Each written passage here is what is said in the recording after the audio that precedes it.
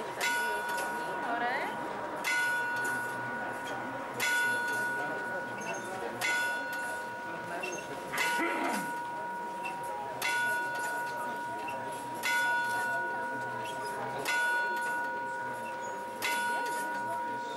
A keď od 12 došli, aha, už vidíš? A teraz to tam ešte.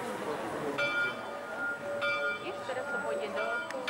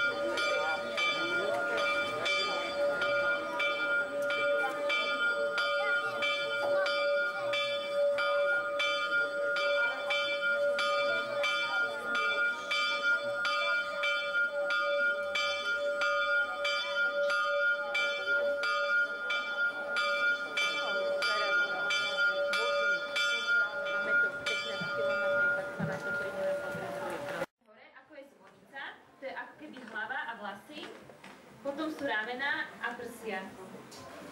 No a ten drevený šindel, on nám predstavuje plášť, pod ktorým ochraňuje slovenský ľud. A tento slovenský ľud je vyjadrený v tých 6 bronzových sochách, ktoré sú umiestnené vo výklenkoch orloja. Z najstaršieho obdobia tam môžete vidieť vľavo hore je knieža Pribina, po pravej strane je to kráľ Svätopluк, pod nimi sú kodifikátori slovenského jazyka, vľavo dole Anton Bernolák, na pravej strane Ľudovít Štúr. A v tých krajných výklenkoch sú významní politici z 20. storočia. Naľavo sa nachádza Milan Rastislav Štefánik a sem napravo je to Andrej Hlinka. Stred orloja nám tvorí draperia, ktorá je zhotovená z kameňa riolitu. Tento kameň vzniká stohnutím lávovej hmoty a ťaží sa v lomoch pri hliníku nad hrnom. Keď si všimnete, tak tá vrchná časť, tá vidíte sa na tvare opony a v spodnej časti sú kruhové otvory, ktoré sú vložené také prehľadné tabulky, vyrobené zo vzácneho kameňa. Tento sa nazýva zlatý onyx a ťaží sa v lomoch pri leviciach. No a večer a v noci sú tieto tabulky podsvietené, tak nám to pekne svieti a symbolizuje to nočnú oblohu. Hore vo zvonici sa nachádzajú dva zvony. Jeden nám odbíja čas a ten druhý, keď sa rozozvučí, on nám dotvára zvukovú kulisu počas promenady 7 slovenských svetcov. Jedná sa o svetcov, ktorých bol nejak spojený so Slovenskom, a to svätý Cyril a Metod, svätý Andrej Svorák, svätý Benedikt, svätý Bystrík, svätý Gorazd a svätý Vojtech. A títo svätci boli vytesaní z topolového dreva na Orave, vytesal ich ľudový rezbár, ktorý sa volá Peter Kuník a pochádza z Tvrdošína. A ich promenáda sa dá pozrieť každú hodinu, od rána od 8. do večera do 10. Ale takou najzaujímavejšou časťou celého orloja, srdcom orloja, sú tieto veľké astronomické hodiny. Nazývajú sa Astrolabe a boli zhotovené v Prahe. Dôležité je, že všetky astronomické údaje boli navrhnuté špeciálne pre zemepisnú polohu Starej Bystrice. Čiže to nie je len kopia iného orloja. Hore nad astrolabom je taká zlatá šípka. Tá nám ukazuje presný deň v roku na šedej kalendárnej doske, takže môžeme vidieť, že dneska máme 11. augusta. Tie najdlhšie čiary, čo sú tam, to je vždy prvý deň v mesiaci. A celkovo sa na kalendárnej doske nachádza 366 dielikov a každý deň sa posunie o jeden dielik. Akurát 28. februára, keď nie je priestupný rok, vtedy sa posunie automaticky o 2 dieliky. Na niektorých tých dňoch môžete vidieť také červené hviezdičky a týmito hviezdičkami sú označené významné slovenské pamätné dni. Koho by zaujímalo, že ktoré sú vypísané dole na informačnej tabuli. Pod kalendárnou doskou sa nachádzajú veľké slnečné hodiny. Forma času tu je 24-hodinový vo forme rímskych číslic. Vrchná 12 nám predstavuje poludne a v spodnej časti 12 je zas polnoc. A čas na týchto hodinách nám ukazuje tyč so zlatou šípkou, na ktorej je upevnené slnko. Čo je také zaujímavé na týchto slnečných hodinách je, že oni nám ukazujú presný miestny starobystrický čas. To znamená, keď nám šípka ukazuje presný 12 hodín na poludne, vtedy sa nachádza slnko najvyššie nad Starou Bystricou. A tento slnečný čas sa nezhoduje so stredoeurópskym časom. Stredoeurópsky čas nám ukazujú hodiny hore. A teraz sa tam môžete všimnúť rozdiel, že na vrchných hodinách máme 12 hodín aj 5 minút a na tých slnečných máme niečo okolo 4:12. Čiže v Starej Bystrici sme ešte poludne nemali. Je tam nejaké 3/4 hodiny rozdiel a tento rozdiel je zapríčinený tým, kde sa nachádzame, čiže polohou Starej Bystrice.